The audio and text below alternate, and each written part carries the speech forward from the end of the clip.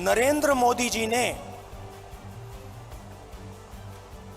BJP के 15-20 लोगों के साथ जाकर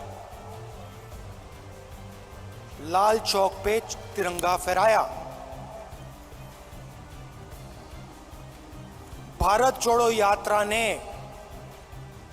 लाखों कश्मीरी युवाओं के हाथ से तिरंगा फहराया।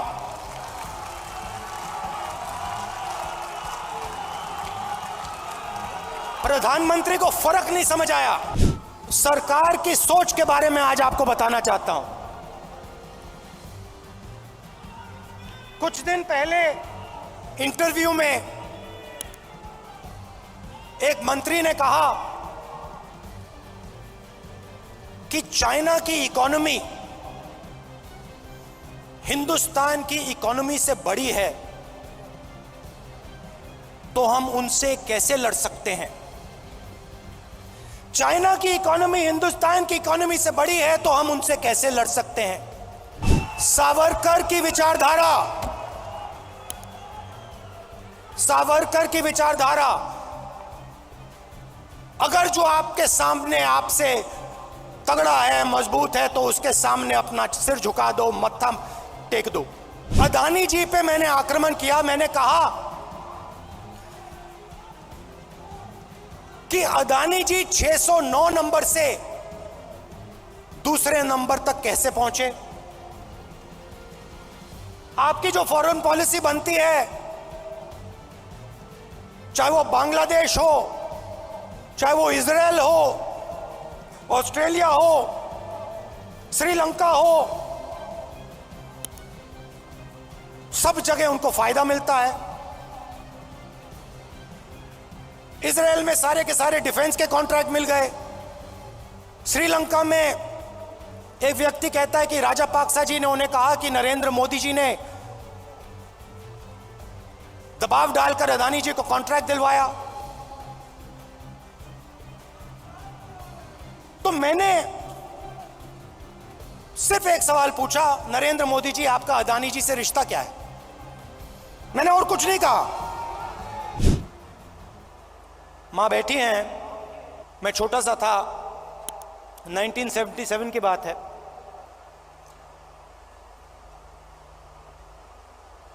चुनाव आया, मुझे चुनाव के बारे में कुछ मालूम नहीं था, 6 साल का था मैं। एक दिन घर में अजीब सा माहौल था। मैं मां के पास गया, बैठी हुई हैं, इधर नहीं देख रही हैं।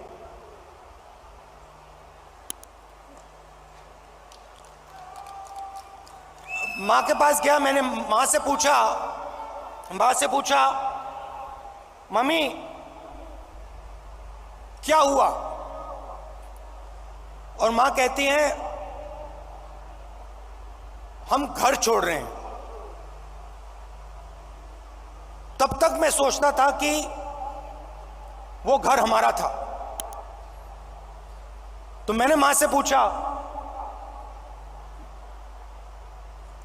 मां हम अपने घर को क्यों छोड़ रहे हैं।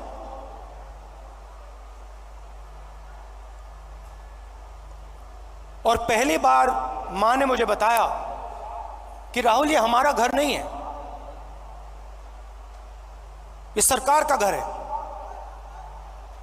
और हाँ, अब हमें यहां से जाना है।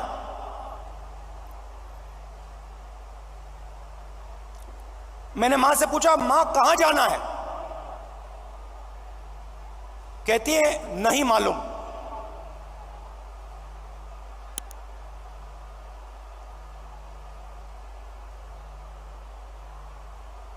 नहीं मालूम कहां जाना है। मैं हैरान हो गया। मैंने सोचा था कि वो हमारा घर था।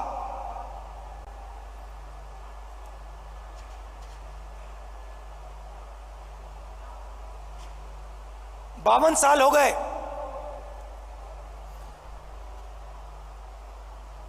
मेरे पास घर नहीं है, आज तक घर नहीं है। बातचीत करते हुए मैं देख रहा था, चारों ओर तिरंगा, सड़क पे तिरंगा, पहाड़ों पे तिरंगा, पीछे तिरंगा, आगे तिरंगा, सब जगह तिरंगा।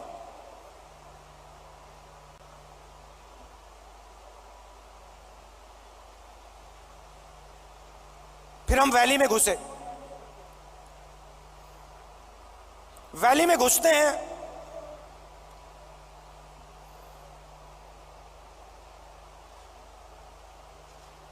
बादल छा जाते हैं,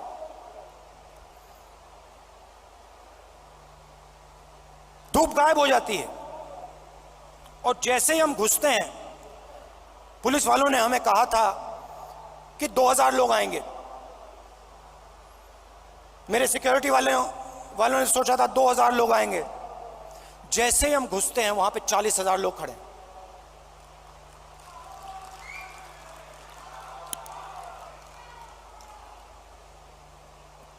जैसे ही पुलिस वालों ने 40,000 लोगों को देखा, रस्सी छोड़ के भाग गए। हम देख रहे हैं, जिसको रोप पार्टी कहते हैं, वो सब गायब हो गई।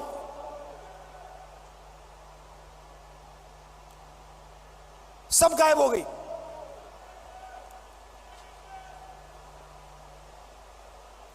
मैं देख रहा था,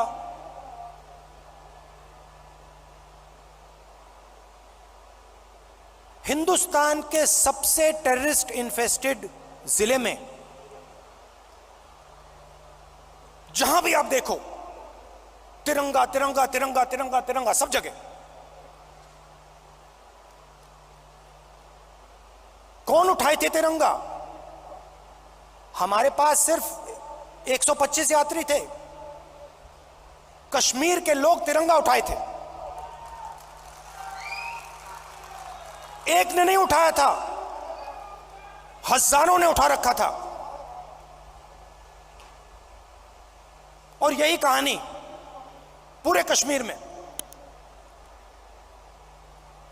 अनंतनाग, पुलवामा, जिसको टेररिस्ट इन्फेक्टेड डिस्ट्रिक्ट कहा जाता है, हर डिस्ट्रिक्ट में पहाड़ों पे, सड़क पे, आगे पीछे तिरंगा। किसके हाथ में? कश्मीरी युवाओं के हाथ में।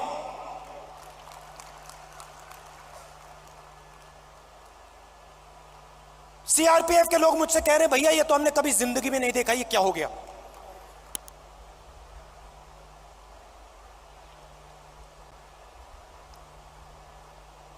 फिर मैं आया, पार्लियामेंट में मैंने प्रधानमंत्री जी का भाषण सुना।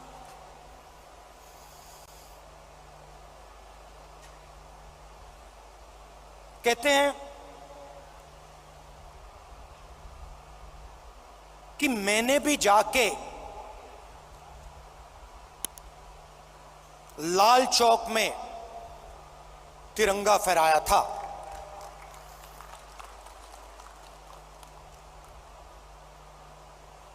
मैं सुन रहा था, मैंने सोचा, देखिए, हिंदुस्तान के प्रधानमंत्री को बात समझ नहीं आई,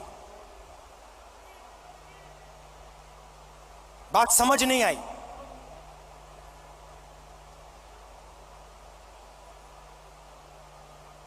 नरेंद्र मोदी जी ने बीजेपी के 15-20 लोगों के साथ जाकर लाल चौक पे तिरंगा फहराया। भारत जोड़ो यात्रा ने लाखों कश्मीरी युवाओं के हाथ से तिरंगा फहराया।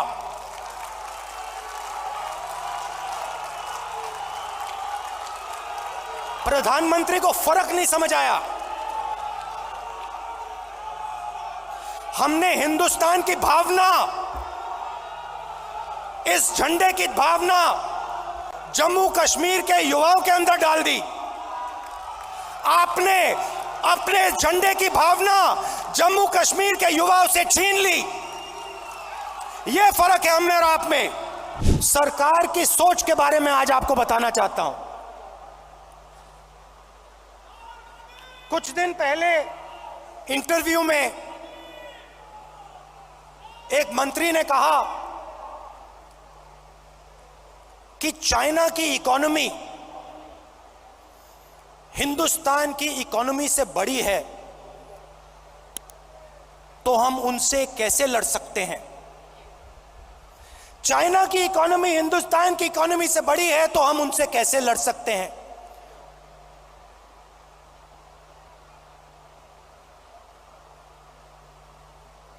जब अंग्रेज हम पर राज करते थे, क्या उनकी इकोनॉमी हमारी इकोनॉमी से छोटी थी?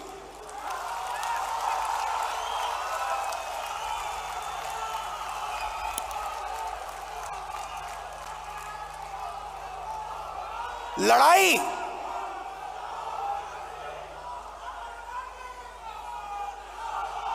इसका मतलब जो आपसे शक्तिमान है उससे आप लड़ो ही मत, जो आपसे कमजोर है उसी से लड़ो।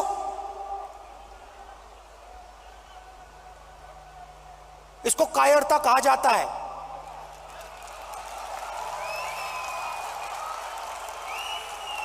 सावरकर की विचारधारा, सावरकर की विचारधारा, अगर जो आपके सामने आपसे तगड़ा है, मजबूत है, तो उसके सामने अपना सिर झुका दो, मत्था टेक दो। हिंदुस्तान के मंत्री कह रहे हैं, हिंदुस्तान का मंत्री चाइना से कह रहा है कि आपकी इकोनॉमी हमसे बड़ी है, तो हम आपके सामने खड़े नहीं हो सकते हैं। इसको क्या नेशनलिज्म कहते हैं? इसको देशभक्ति कहते हैं क्या? ये कौन सी देशभक्ति है? ये कौन सी देशभक्ति है? जो आपसे कमजोर है उसको आप मारो, और जो आपसे मजबूत है उसके सामने आप झुक जाओ। शब्द है इसके लिए। महात्मा गांधी कहते थे, सत्याग्रह की बात करते थे। सत्याग्रह का मतलब, सत्याग्रह का मतलब सत्ता के रास्ते को कभी मत छोड़ो, सॉरी, सत्य के रास्ते को कभी मत छोड़ो। इनके लिए एक नया शब्द है, आरएसएस बीजेपी वालों के लिए। हम है सत्याग्रही, वो है सत्ताग्राही। ये सत्ता के लिए कुछ भी कर लेंगे, ये किसी से भी मिल जाएंगे, किसी के सामने झुक जाएंगे सत्ता के लिए। दूसरे नंबर तक कैसे पहुंचे? आपकी जो फॉरेन पॉलिसी बनती है, चाहे वो बांग्लादेश हो, चाहे वो इजराइल हो, ऑस्ट्रेलिया हो, श्रीलंका हो, सब जगह उनको फायदा मिलता है। इजराइल में सारे के सारे डिफेंस के कॉन्ट्रैक्ट मिल गए। श्रीलंका में एक व्यक्ति कहता है कि राजापाक्सा जी ने उन्हें कहा कि नरेंद्र मोदी जी ने दबाव डालकर अदानी जी को कॉन्ट्रैक्ट दिलवाया। तो मैंने सिर्फ एक सवाल पूछा, नरेंद्र मोदी जी, आपका अदानी जी से रिश्ता क्या है? मैंने और कुछ नहीं कहा। मैंने सिर्फ सवाल पूछा, भैया बता दो रिश्ता क्या है। और मैंने ऐसे एक फोटो दिखाई, उसमें नरेंद्र मोदी जी ऐसे बैठे हैं। नरेंद्र मोदी जी अदानी जी के हवाई जहाज में रिलैक्स करते हुए दिख रहे हैं। तो मैंने पूछा, भैया बता दीजिए रिश्ता क्या है। अब आपने नोटिस किया होगा कि पूरी की पूरी सरकार, सारे के सारे मंत्री अदानी जी की रक्षा करने लग गए।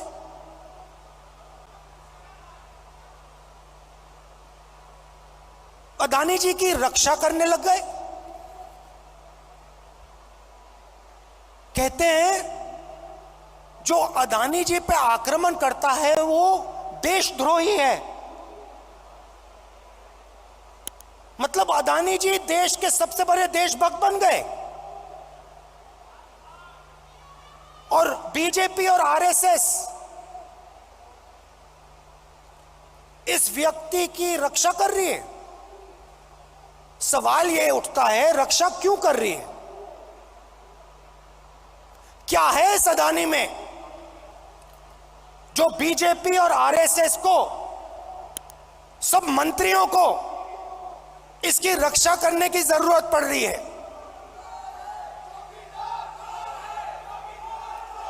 नहीं, सुनिए, और सबसे बड़ा सवाल ये जो शेल कंपनीज हैं,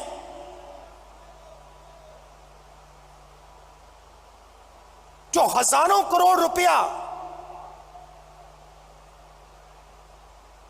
हिंदुस्तान भेज रही हैं,